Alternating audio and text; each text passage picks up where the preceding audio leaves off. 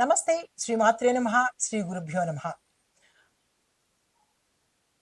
ఇప్పుడు మనకి గ్రహాల సంచారము చాలా విశేషంగా జరుగుతోంది. అయితే మార్చి 15 నుంచి సూర్యుడు మీనరాశిలోకి ప్రవేశం చేస్తుంటాడు. అయితే ఈ గ్రహాల సంచారము ఒక్కొక్క రాశి ఒక్కొక్క సమయం తీసుకుంటుంది రాశిలోకి రావడానికి.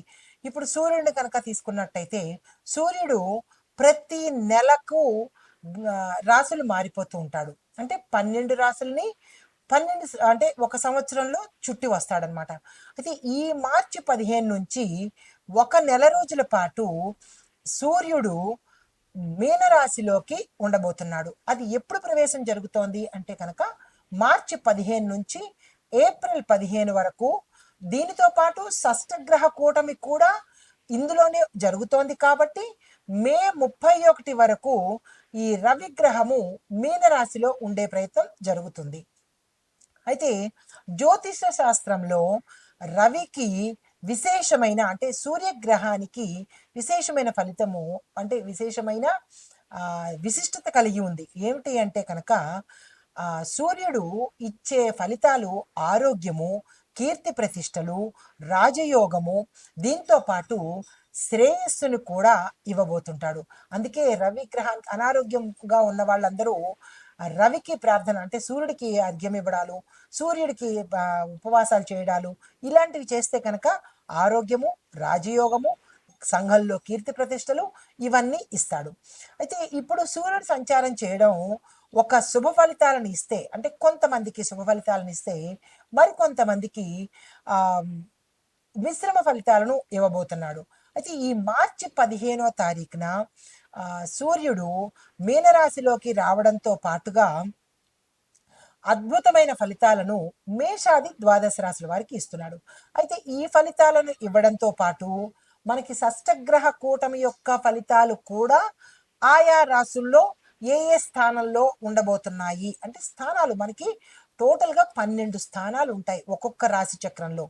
ఈ రాశి చక్రంలో 12 స్థానాల్లో రకరకాల గ్రహాలు సంచారం చేస్తూ ఉంటాయి. శుభగ్రహాలు, పాపగ్రహాలు కూడా సంచారం చేస్తూ ఎవరు ఎక్కువ ఇన్ఫ్లుయెన్స్ చేస్తారో అంటే ఎవరి ప్రభావము ఎక్కువగా ఉంటుందో వారు ఆ ఫలితాలను ఇవ్వబోతుంటారు. అయితే ఇప్పుడు మీనరాశిలో మార్చి 15 నుంచి రవి ప్రవేశిస్తున్నాడు కాబట్టి రవి గ్రహానికి ఇన్ఫ్లుయెన్స్ ఎక్కువ ఉంటుంది అంటే ప్రభావం ఎక్కువగా ఉంటుంది కాబట్టి మిగతా గ్రహాల యొక్క ప్రభావము తగ్గించి మీనరాశిలో ఉండేది వారి దగ్గర నుంచి 12 రాశులకు కూడా ఎటువంటి ఫలితాలను ఇస్తాడు అంటే అందరికీ ఓవరాల్గా అధికారాలను ఇస్తాడు, ఆరోగ్యాన్ని ఇస్తాడు, కీర్తి ప్రతిష్టలను ఇస్తాడు, శ్రేయస్సు అంటే క్షేమాన్ని కూడా చూస్తాడు. అయితే ఈ ఫలితాలు ఎక్కువగా 4 రాశుల వాళ్ళకి అంటే 12 రాశులకి ఉంటుంది. కానీ విశేషంగా కొన్ని రాశులకు మాత్రము ఆ ఫలితాలు ఇస్తున్నాడు. ముందుగా ఆ ఫలితాల జాబితాలోకి వెళ్ళే రాశి అయితే ఈ రవి మీన సంక్రమణం అంటే మీనరాశిలోకి ప్రవేశించడం వల్ల 12 రాశుల వారికి గ్రహస్థితి ఎలా ఉండబోతోంది, వారిచ్చే ఫలితాలు ఏమిటి అనేది చూసినట్టయితే ముందుగా ఈ గ్రహస్థితి రవి మీనంలో ప్రవేశించడం వల్ల జలతత్వము ఎందుకంటే మీనము జలతత్వానికి సంబంధించింది కాబట్టి భావోద్వేగాలు ఎక్కువగా ఉంటాయి. ఆధ్యాత్మిక పరంగా వీరికి ఎక్కువ అభిరుచి పెరుగుతుంది.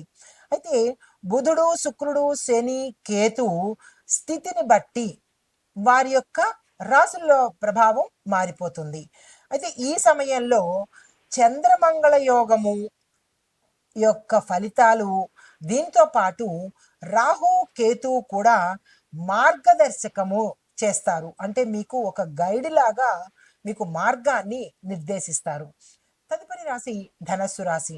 ఈ రాశిలో ఉండే వారికి ఉద్యోగస్తులకు మంచి మంచి పదోన్నతులు వస్తాయి. ఇన్నాళ్ళు మీరు నిరాశపడ్డారు, ఏది కలిసి రావట్లేదు అని. ఈ సమయంలో చాలా చక్కగా కలిసి వచ్చే అవకాశము, మీరు ఏ ప్రయత్నం చేసినా సక్సెస్ అయ్యే అవకాశము, ఆర్థికంగా చాలా ఉన్నతి కనబడుతోంది.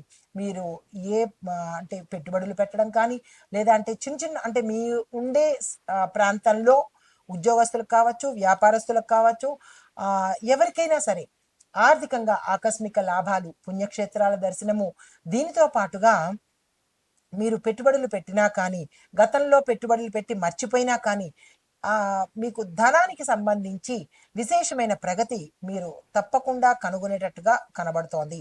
తర్వాత వ్యాపారస్తులకు లాభాలు ఉంటాయి. మీ ప్రాజెక్టులను విస్తరణ చేసుకోవటానికి ఎక్స్పాన్షన్ కానీ, లేదా విదేశాలతో పెట్టుబడులు పెట్టడం కానీ, భాగస్వామ్యం కానీ, ఇలా మీరు ఏది చేయాలనుకున్నా ఇది కరెక్ట్ టైము, ఆ ప్రయత్నాలు చేసుకోండి. కుటుంబపరంగా చూసినట్టయితే ఆనందకరంగాను, ఉల్లాసంగాను, ఉత్సాహంగాను ఉంటుంది.